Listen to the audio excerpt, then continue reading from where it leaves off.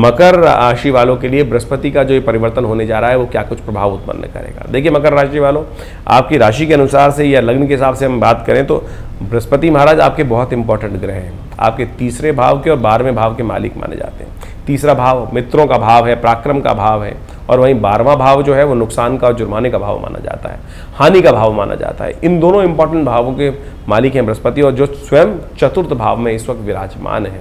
चतुर्थ भाव में किसके साथ? राहु के साथ विराजमान है। ये एक कष्ट का योग बन रहा है। चतुर्थ भाव में जब बृहस्पति आए थे आज से करीब करीब 4-6 महीने पहले, तब बड़ी उम्मीद जागी थी कि बृहस्पति महाराज बहुत सुंदर तरीके से आपको लाभ देने के योग बनाएंगे, लेकिन वो हो नहीं पाया। कारण क्या था? कारण ये था कि राहु महाराज साथ चल रहे थे उनके, और अब एक तरह से बृहस्पति वक्री हो रहे हैं। फिर जो कहा जाता है कि बृहस्पति जब वक्री होते हैं तो और शक्ति संपन्न हो जाते हैं। आपने गाड़ी चलाई है ना, गाड़ी में आपके आगे बढ़ने की स्पीड के लिए कितने 4 या 5 गियर्स होते हैं, लेकिन बैक करने के लिए एक ही गियर होता है, वो सब उससे भी ज़्यादा शक्ति संपन्न रखता है। तो जब गाड़ी फंस जाती है तो बैक गियर में लगाते हैं तो और एग्रीवेट होकर बहुत तरीके से बहुत निकाल देती है वो, यानी बहुत ताकतवर वक्र स्थिति होती है। तो ऐसे में बृहस्पति का वक्री होना बड़ा महत्वपूर्ण है।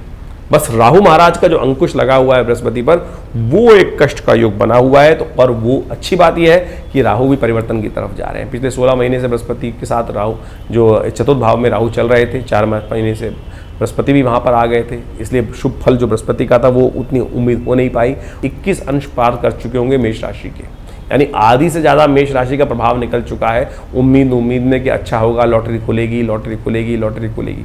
चतुर्थ भाव में गोचर में जब आते हैं तो बृहस्पति बहुत सुंदर तरीके से सुख बढ़ाने के योग देते हैं, लाभ देने के योग देते हैं, लेकिन वो पूरी तरह से खुल नहीं पा रही थी।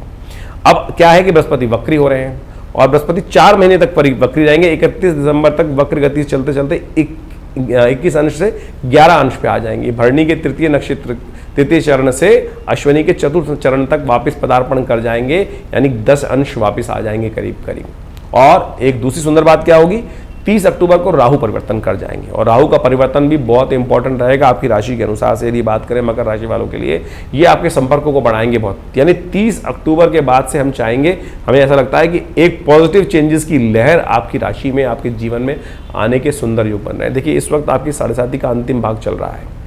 आपके सामने जो भी ऑफर आए बहुत सोच समझ कर आपको उसको ग्रैब करने की जरूरत दिखाई देती है। और ऐसे में 30 अक्टूबर के बाद राहु का परिवर्तन होना, आपके तृतीय भाव में जाना, संपर्क बढ़ाने वाला भाव करना, बहुत सुंदर योग बनाने वाला योग बनेगा। और साथ साथ 4 नवंबर को शनि भी मार्गी हो जाएंगे, वो भी आगे बढ़ने के योग दे देंगे। तो ये उतरती हुई 7.5 अब आपको लाभ देने के योग बनाने की बहुत सुंदर बनाने वाली है। और उसके बाद 31 की दिसंबर की बात करें तो बृहस्पति महाराज भी मार्गी हो जाएंगे। तब आपके लिए बहुत सुंदर अपॉर्चुनिटीज़ की लहर, जो पिछले करीब करीब काफ़ी लंबे समय से 18 महीनों से आप उम्मीद लगाए बैठे थे, हर काम में रुकावट उत्पन्न हो रही थी, अब हमें दिखाई देता है कि वो किस्मत की किस्मत की चाबी जो है वो ताले में लगी जंग नहीं खा रही है। अब घुमाने का समय आ गया है, और बहुत सुंदर तरीके से उसमें आपको लाभ के योग बनने के रास्ते बन सकते हैं, बहुत सुंदर। ऐसे में कुछ उपाय आपको अवश्य करने का प्रयास करना चाहिए।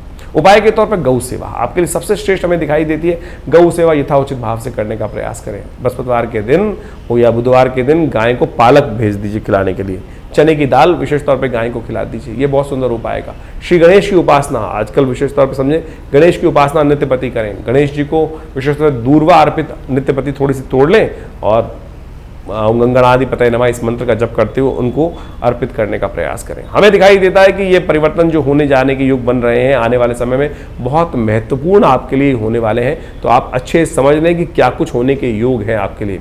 अब अपनी जन्मपत्री को अच्छे से एनालाइज करने की जरूरत है। गोचर में साफ साफ दिखाई दे रहा है कि ये बृहस्पति का परिवर्तन और उसके बाद राहु का परिवर्तन, ये आपके लिए बहुत महत्वपूर्ण समय लेके आता दिखाई दे रहा है। दौड़ता भागता आ रहा है समय, और उसके इंतजार में थोड़ा ध्यान रखते हुए कार्य करने का प्रयास करें। जो उपाय बताए हैं उनको अवश्य करें, और पूरी तरह से अपनी जन्मपत्री को एनालाइज कर देख लें, कहीं कोई दशा वशा कोई कष्ट ना दे रही हो, उसका भी उपाय करके ध्यान रखें।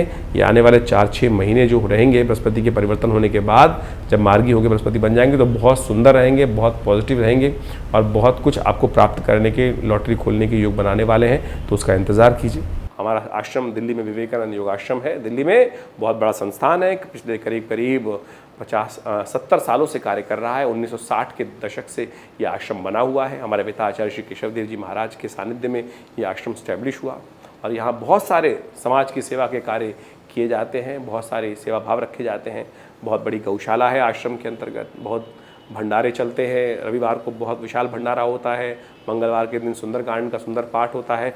नित्यपति हर रोज़ करीब 8 घंटे यज्ञ रहता है आश्रम पर, आप भी हर रविवार को उस यज्ञ में भाग ले सकते हैं। इसके अलावा माँ भगवती की दिव्य प्रतिमा है जो 1947 में मुल्तान से हमारे आश्रम पे पधारी, वो प्रतिष्ठित हैं। बहुत चमत्कारी 400 साल पुरानी प्रतिमा है, भगवती की चमत्कारी प्रतिमा है और उनका दर्शन कर लेने मात्र से समस्त कष्ट दूर होते हैं। और दिल्ली में ये विवेकानंद हॉस्पिटल योग आश्रम 100 बेड का योग प्राकृतिक चिकित्सा का हॉस्पिटल है जो कार्य क्षेत्र में है।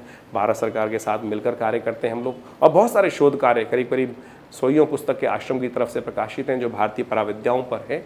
तो ये बहुत सारे कार्य हैं, हम समय समय पर करते रहते हैं।